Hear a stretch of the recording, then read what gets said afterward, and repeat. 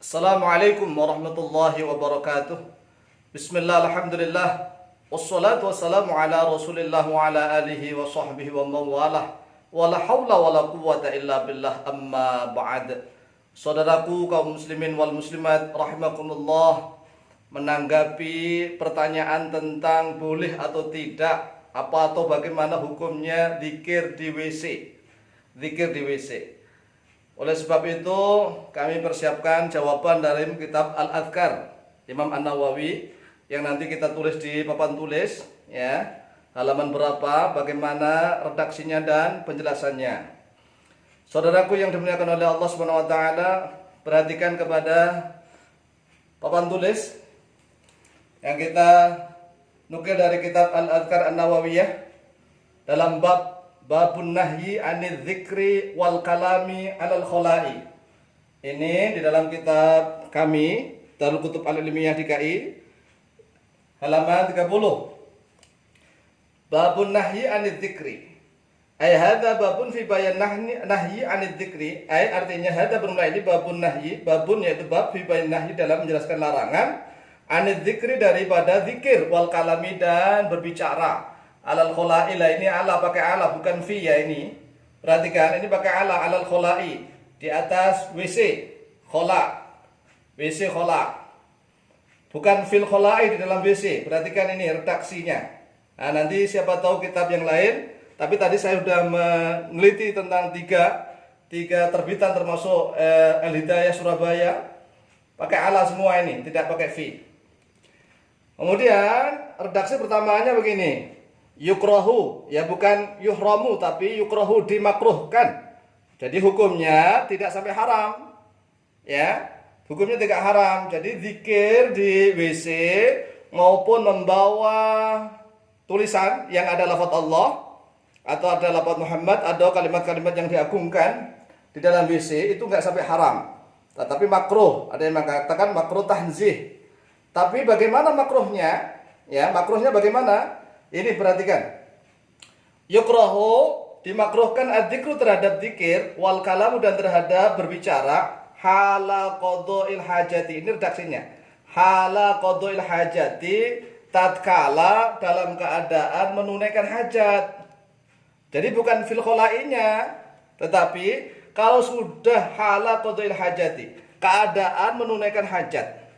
Sawa'un kana fi sahra'i aw fil bunyani, yaitu sama saja ada oleh qadha'il hajat fi sahra, di tanah lapang, aw fil bunyani atau di dalam bangunan. Ya, bangunan pun nanti juga ada syarat-syaratnya. Wa sawa'un fi dzalika, dan yaitu sama saja fi dzalika di dalam itu jami'ul adhkari, bermula beberapa seluruh zikir-zikir, wal kalami dan seluruh pembicaraan, illa kalamat darurati, kecuali pembicaraan yang darurat. Ya, darurat. Misalnya ada orang mau digigit ular. Nah, antum dalam keadaan duduk, sudah gitu, ngomong, ada ular." Ya terpaksa berarti. Kalamat darurah. Ya, sudah duduk loh ya.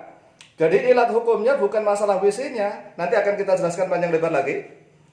Kemudian di dalam halaman yang ke-18 kitab yang sama, yaitu Adhkar Nawawiyah, faslun, di dalam fasal ini saya singkat.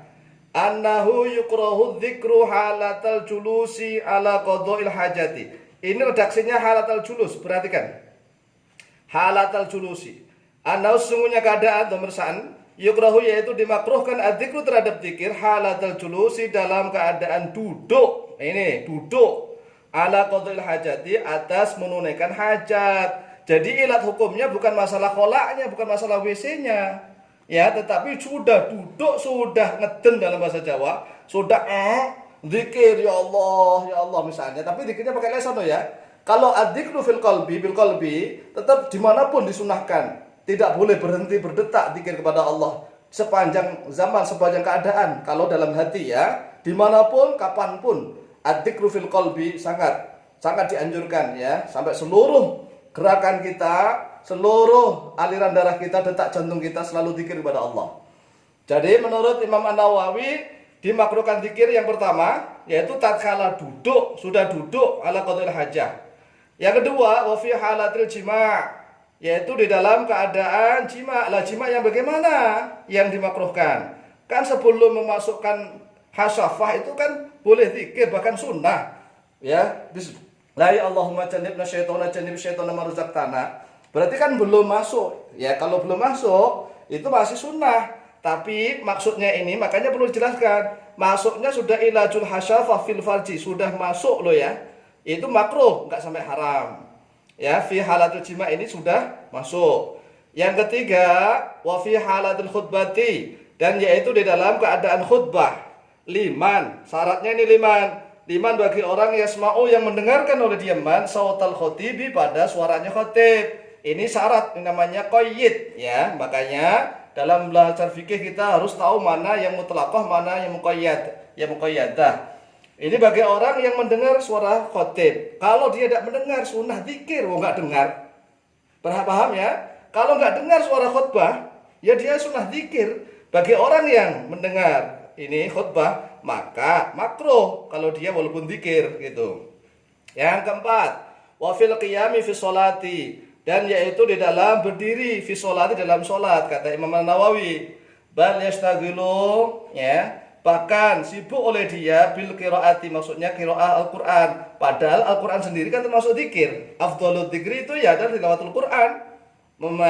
Seutama-utama zikir itu baca Al-Quran, tapi maksudnya ini adalah zikir yang di luar Al-Quran. Makanya menurut Imam An-Nawawi, jadi kalau masih berdiri sholat itu ya harus membaca Fatihah, kemudian disunahkan baca surat. Tapi kalau baca zikir-zikir bagaimana? Kemarin sudah kita jelaskan bahwa kalau bagi orang yang tidak mampu membaca Fatihah, maka dia boleh baca tasbih subhanallah alhamdulillah wala ilaha illallah wallahu akbar wala haula wala quwwata illa billah. Ini bagi yang sudah bisa baca Fatihah maksudnya, maka dia harus baca Fatihah bil qiraati ini, atau baca surat yang lain setelah itu.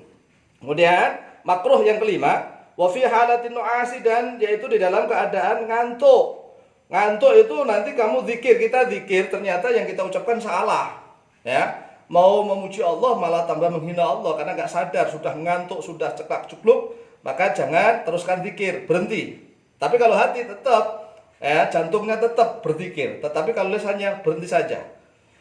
Kemudian ditambahi oleh Imam Nawawi di dalam halaman yang sama, halaman 18, wala yukrahu fit tariqi wala fil hamami, dan tidak dimakruhkan terhadap zikir fit tariqi, di jalan. Jadi di jalan enggak zikir. Zikir ini enggak makruh, maksudnya zikir bilisan ini ya, zikir dengan lisan, menggerakkan lisan. Wala fil hamami, dan juga tidak makruh zikir di hamam. Hamam itu apa? Kamar mandi. Lah sekarang ini kan kamar mandi kita ini masalahnya antara kloset dengan septic tanknya itu kan jauh. Klosetnya kan ada di dalam kamar mandi. Ya, di dalam kamar mandi itu ada bak mandi, kemudian ada kloset. Septic tanknya jauh. Ilat hukumnya adalah satu, kita dimakruhkan zikir sudah dalam keadaan duduk itu satu, ya, itu kan tempat untuk najis. Satu, ada kencingnya, kencing di situ. Kemudian ada tinjanya, ada kencing, ada tinja, maka dimakruhkan, nggak sampai haram. Dimakruhkan zikir di situ. Lah, sekarang kan klosetnya sudah modern. Sudah modern, ilat hukumnya kan sudah beda dengan dulu. Kalau dulu bentuk ya WC-nya kolaknya itu kan bisa satu sekali pakai, pindah lagi di sokrok itu pindah lagi.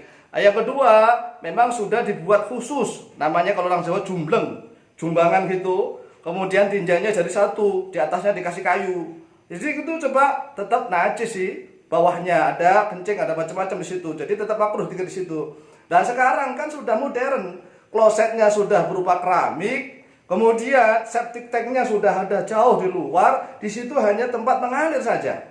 Nah, sekarang lihat hukumnya di mana kalau masih makruh? Ya, makanya al-hukmu yaduru ma'a illatihi hukman wa adaman. Wujudan wa adaman.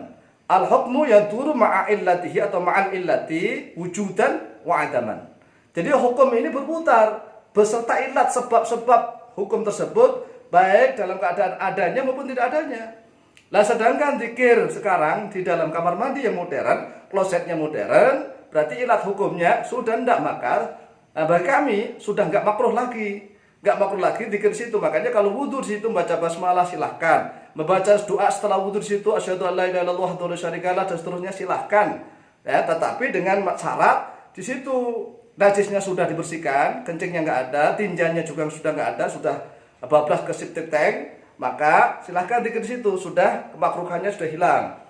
Tetapi ingat, di saat duduk di atas WC, baik itu hanya kencing saja maupun berak, tetap makruh berzikir dengan lisan. Adapun membawa tulisan, khotam, cincin misalnya yang ada lafaz Allah, bawa kertas dompetnya misalnya ada tulisan Allah atau macam-macam misalnya, atau baju atau kaos ya ada lafaz Allah atau Muhammad, apalagi ada lafaz Quran atau hadis, maka makruh sampai haram ya, makruh sampai haram. Coba perhatikan ibarat yang terakhir dalam kitab Rawdatul Thalibin juz 1 halaman 66. Kata beliau Imam Nawawi, wastishabu ma alaihi dzikrullah ta'ala 'alal khala'i makruhun la haramun. Ini dalam kitab Rawdatul Thalibin wa Umdatul Muftin juz 1 halaman 66. Wastishabu ma membawa atau menyertai sesuatu alaihi yang yaitu atasnya ma dzikrullahi bermula zikir atau ismullah nama Allah taala ya. Kemudian dikiaskan dengan nama Muhammad ya, kemudian nama Asmaul Husna apalagi Al-Qur'an dan seterusnya, alal khula'i atas khola, makruhun yaitu makruh, la haramun tidak haram. Demikian penjelasan singkat tentang zikir di dalam khola atau WC kamar mandi. Sehingga sudah jelas bahwa ilat hukumnya sudah berubah, sudah berbeda. Oleh sebab itu tidak ada kemakruhan lagi bagi yang klosetnya baik itu duduk maupun klosetnya kloset jongkok, tapi dengan syarat seluruh najisnya tadi sudah disiram dan tinjanya sudah masuk ke septic tank. Demikian wallahu taala alam bisawab, wallahu muwaffiq ila aqwamit thariq. Wassalamualaikum warahmatullahi wabarakatuh.